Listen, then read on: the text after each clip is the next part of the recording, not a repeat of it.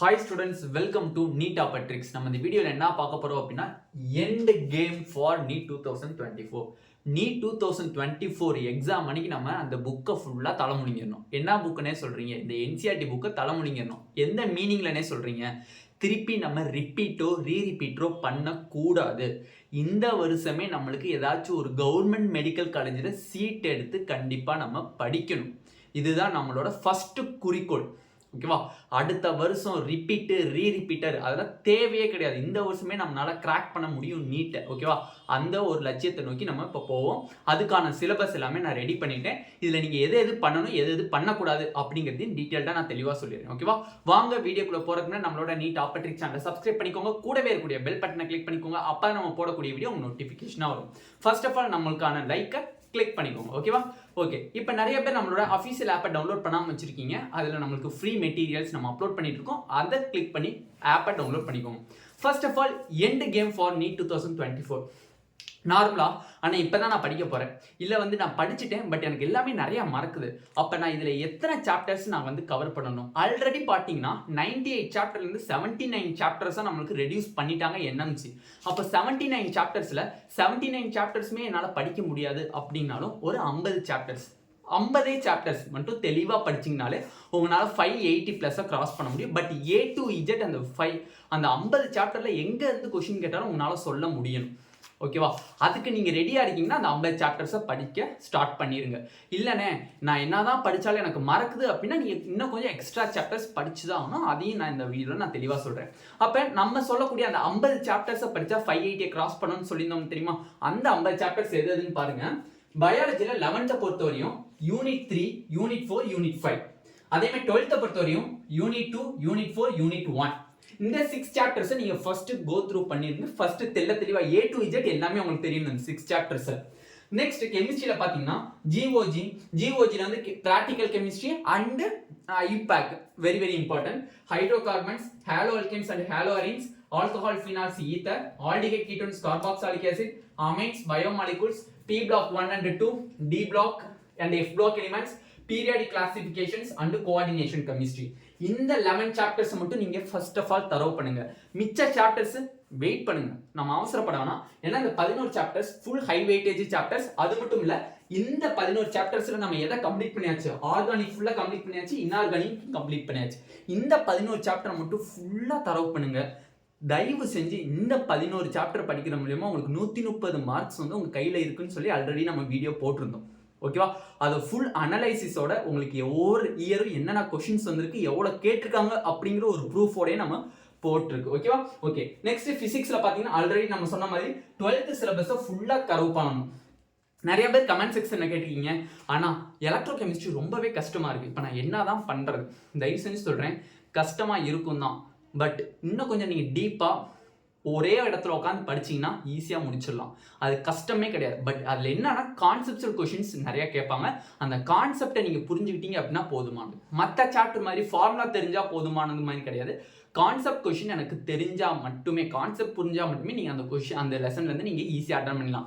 Okay, நான் இப்போ எனக்கு எலக்ட்ரோ கெமிஸ்ட்ரி சுத்தமாக வரல, அதுக்கு பதிலாக நான் எந்த லெசன்ஸை நான் எடுத்து படிக்க அப்படின்னு கேட்டிங்கன்னா oscillation, wave and mechanical properties of solid, இந்த 3 லெசன்ஸை எடுத்துக்கோங்க. சப்போஸ் உங்களுக்கு எலக்ட்ரோஸ்டாட்டிக்ஸ் வரல அப்படிங்கிற பட்சத்தில் இந்த 3 சாப்டரை நீங்கள் எடுத்து படிச்சுக்கோங்க. திருப்பி சொல்கிறேன், என்னென்னது? Mechanical properties of solid, waves, oscillation, இந்த 3 சாப்டரை எடுத்து படிச்சுக்கோங்க. அதான் நம்மளுக்கு டாப்லர் எஃபெக்ட் கிடையாது, இல்லை டாப்லர் எஃபெக்ட்ஸ் தான் நம்மளுக்கு கொஞ்சம் கஷ்டமா இருந்துச்சு, அதையும் நம்மளுக்கு நீக்கிட்டாங்க. ஓகேவா? ஓகே, நெக்ஸ்ட் இந்த 12th சிலபஸ் ஃபுல்லாக படிச்சதுக்கு அப்புறம் கூட 3 சாப்டர் எக்ஸ்ட்ரா படிச்சுக்கணும். Unit and measurement, gravitations and KT and thermodynamics. இந்த 3 சாப்டர்ஸ் எதுக்காண்டி உங்களை படிச்சுக்க சொல்றேன் அப்படின்னா, சப்போஸ் 12th சிலபஸ்ல ஏதோ ஒரு லெசன்ஸ்ல நம்மளுக்கு டஃபா கேட்டுட்டாங்க அப்படிங்கிற பட்சத்தில் இந்த 3 லெசன் நம்மளுக்கு கை கொடுக்கும். அந்த ஒரு காரணத்துக்காண்டி இந்த பிசிக்ஸ்ல இது சொல்லியிருக்கேன். ஓகே, இப்போ நம்ம இந்த 50 சாப்டர்ஸை படிச்சா கண்டிப்பா என்னால் ஸ்கோர் பண்ணுமா? டெஃபினெட்லி ஸ்கோர் பண்ண முடியும். ப்ரூஃபோட தான் நான் சொல்றேன். ஏன்னா நாங்கள் உட்காந்து அனலைஸ் பண்ணதுல எங்களுக்கு கிடைச்ச ஒரு க்ளூ என்னன்னா இதுதான். ஓகேவா? டெஃபினெட்லி ஈஸியாக நீங்கள் ஸ்கோர் பண்ணலாம். அண்ணே இதெல்லாம் நான் முடிச்சிட்டேன், பிப்ரவரி எண்டுக்குள்ளேயே நான் முடிச்சிட்டேன், அங்கிட்டு 2 மந்த் எனக்கு கேப் இருக்கு, நான் டெஸ்ட்லாம் எழுதுறேன்னு சொல்ல இன்னும் கொஞ்சம் எக்ஸ்ட்ரா சாப்டர்ஸ் படிக்கலாமா? டெஃபினெட்லி படிக்கலாம். அப்போ நீங்கள் என்ன பண்ணணும்னா இந்த பயாலஜியில் இருக்கக்கூடிய ரிமைனிங் 4 யூனிட்டை தெளிவாக முடிச்சுங்க. அப்போ பயாலஜி ஃபுல்லாக நீங்கள் முடிச்சிட்டீங்க அப்படின்னா 360க்கு அவுட் ஆஃப் 320 எடுத்தாலும் நீங்கள் போதும். கம்மியாகவே பார்ப்போம். நம்ம ஓவர் ஆசைலாம் படக்கூடாது, ஓவர் திங்கிங்லாம் பண்ணக்கூடாது. 360க்கு 320 மார்க் மட்டும் நம்ம எடுத்துட்டோம்னு வச்சுக்கோங்களேன், ஒரு பெரிய அதிசயம் பண்ணியாச்சு. அப்போ நம்மளுக்கு ஒரு வேலை முடிஞ்சு. ரெண்டாவது கெமிஸ்ட்ரியில் அண்ணே நான் இந்த 11 மட்டும் தான் படிச்சிருக்கேன், வேற எந்த சாப்டருமே நான் தொடவே இல்லை, இந்த 11ல் நீங்கள் எப்படி கொஸ்டின் கேட்டாலும் நான் எழுதுவேன் அப்படின்னீங்கன்னா உங்கள் கையில் கண்டிப்பாக 125லேருந்து 130 மார்க் உங்கள் கையில் இருக்குது. 130 மார்க் உங்கள் கையில் இருக்குது. ஓகே, ஃபிசிக்ஸ் வர ஃபிசிக்ஸில் நீங்கள் சொன்னது மட்டும்தான் படிச்சிருக்கேன், 120 மார்க் உங்கள் கையில் இருக்குது. நம்ம ரொம்பலாம் ஆசைப்படல, 110ன்னு வச்சுக்கோங்க. ஓகேவா, 110 மார்க் தான் வாங்குறோம். அப்போ டோட்டலாக பாருங்க 320 ரொம்பலாம் ஆசைப்படலப்பா. 320 130 110 0 6 5 560 மார்க்ஸ் நம்மளுக்கு ஸ்கோர் ஆயிடுது. 560 மார்க்ஸ் நம்மளுக்கு ஸ்கோர் ஆயிடுது. நிறைய பேர் சொல்றீங்க அண்ணே பிசிக்கெலாம் 600 மார்க் வேணும்னே அப்படின்ட்டு. திருப்பியும் சொல்றேன், யாருனாலையும் எந்த ஒரு கட் ஆஃபையும் டிட்டர்மினேஷன் பண்ணவே முடியாது. ஓகே, அப்போ நீங்கள் எப்படின்னே 560 சொல்கிறீங்க? நார்மலாக ரொம்ப ஹையில் போய் கட் ஆஃப் உட்காந்துருச்சு அப்படின்னா அந்த நம்மளோட ஸ்டேட் கட் ஆஃபோ ஆல் இந்தியா கட் ஆஃபோ நியர்லி ஈக்குவல் ஆகிடும். அப்போ ஆல் இந்தியா கோட்டாவில் போகணும்னு நினைக்கிறவங்க கூட நம்ம ஸ்டேட் கோட்டாலே நம்ம கவுன்சிலிங் அட்டன் பண்ணிக்கலாம் அப்படிங்கிற ஒரு சுச்சுவேஷன்ஸ் வந்துருச்சு அப்படின்னா நம்ம ஸ்டேட் கோட்டாவில் கம்மியாக மார்க் வாங்கக்கூடிய ஸ்டூடெண்ட்ஸ்க்கு அஃபெக்ட் ஆவாங்க. அதனால இந்த தடவை அந்த மார்க்லேருந்து ஒரு 20 மார்க்ஸ் இல்லை 10 மார்க்ஸ் கம்மியாகி தான் நம்மளுக்கு வரும். ஓகேவா, ஏன்னா இந்த தடவை நிறைய changes, I means question reduced syllabus எல்லா ஒரு அஃபெக்ஷன்ஸுமே நம்மளுக்கு வந்து அந்த கொஷின் பேப்பரில் தெளிவாகவே தெரியும். ஏன்னா வந்து ஆல்ரெடி நம்மளுக்கு ஈஸியான சாப்டர்ஸ், ஃபார் எக்ஸாம்பிள் கெமிஸ்ட்ரியில் பாலிமர்ஸ் இருந்துச்சு, கெமிஸ்ட்ரி இன் எவ்ரிடே லைஃப் இருந்துச்சு, அந்த கொஷின்ஸ் எல்லாம் நமக்கு இதில் தான் பேலன்ஸ் பண்ணுவாங்க. அப்படி இருக்கிற பட்சத்தில் அந்த கொஷின் ஈஸியாக அட்டன் பண்ணுறதுல இதில் வந்து உட்காரும்போது கொஞ்சம் நம்ம ஸ்டூடெண்ட்ஸ் தடுமாறுவாங்க. ஓகேவா, ஓகே, இது முடிஞ்சிச்சு. அப்போ நான் 560ங்கிறது ரொம்ப கம்மியாக சொல்லியிருக்கேன்ப்பா. 560ங்கிறது ரொம்ப கம்மியாக சொல்லியிருக்கேன். இந்த 320 340 நீங்கள் எடுத்தீங்கன்னா இங்கே ஒரு 20 மார்க் இன்க்ரீஸ் ஆகும், 580 ஆகும். அதே மாதிரி இங்கே 110ங்கிறத 115 எடுத்தீங்கன்னா 585 ஆகும். அது உங்கள் கையில் தான் இருக்குது. நான் போட்ட மார்க்கோட கம்மியாக தான் நான் இங்கே போட்டிருக்கேன், கம்மியாக தான் நான் போட்டிருக்கேன். அப்போ நான் ஃபுல் மார்க்ஸை நான் போட்டேன் அப்படிங்கிற பட்சத்தில் எனக்கு 600 தாண்டும். அது எடுக்காது உங்கள் கையில் தான் இருக்குது. ஏன்னா பயாலஜியில் தெளிவாக இருக்கணும். நீங்கள் ஃபிசிக்ஸை நீங்கள் ஃபுல் கவர் பண்ணுறீங்க, பண்ணல, அது அடுத்த பிரச்சனை. பயாலஜியில் 360க்கு 360 வாங்குற மாதிரி நீங்கள் ரெடியாக ஆகிடணும். ஓகேவா, ஓகே. இதில் எது நான் பண்ணக்கூடாது, டெய்லியும் 2 சாப்டர் மட்டும் எடுங்க.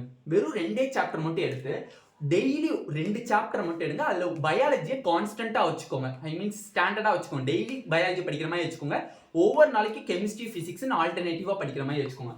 ஒரு நாளைக்கு 2 சாப்டர் படிக்கிறீங்க அப்படிங்கிற பட்சத்தில் அந்த 2 சாப்டருக்கான ப்ராப்ளம் சால்விங்க பண்ணிருங்க, சடனாக பண்ணிருங்க. ஒரு lesson, for example sell biology முடிக்கிறேன் அப்படின்னா, செல் யூனிட் ஆஃப் லைஃப் முடிக்கிறேன் அப்படின்னா அந்த லெசன் முடிச்ச கையோட பிஒய்க்யூவை போட்டுருங்க. பிஒய்க்யூவை போட்டுட்டீங்க அப்படின்னா அதர் ஏதாச்சும் கொஸ்டின் பேப்பர் ஏதாச்சும் கிடைச்சிச்சு அப்படின்னா ஜஸ்ட் ப்ராக்டிஸ் பண்ணி பாருங்க, உங்களுக்கு ரொம்ப ஹெல்ப்ஃபுல்லாக இருக்கும். அப்போ ஒரு நாளைக்கு 2 சாப்டர் முடிக்கிறீங்கன்னா அந்த 2 சாப்டருக்கான ப்ராப்ளம் சால்விங்க முடிச்சுங்க. ப்ராப்ளம் சால்விங் முடிச்சோடனே அதில் எது மிஸ்டேக்காக வருதோ அதை ஃபுல்லாக ரெக்டிஃபை பண்ணிருங்க. அந்த மிஸ்டேக்காக வரதை திருப்பி எடுத்து ரிவைஸ் பண்ணி பாருங்க, எந்த டாபிக்ல மிஸ்டேக்காக இருக்கு. ஃபார் எக்ஸாம்பிள் ரைசோசோம்ல வந்து மிஸ்டேக் பண்ணிருக்கீங்க அப்படின்னா ரைசோசோம் எடுத்து திருப்பி பார்த்துக்கோங்க, ரைபோசோம்ஸ் அதை எடுத்து திருப்பி நீங்க பார்த்துக்கோங்க. ஓகேவா, ஓகே. நெக்ஸ்ட், அந்த வீக்ல 1 வீக்ல நீங்க என்ன சாப்டர்ஸ் கம்ப்ளீட் பண்ணிருக்கீங்களோ அந்த சாப்டர்ஸை ஃபைனலா நீங்க டெஸ்ட் எழுதி பாருங்க.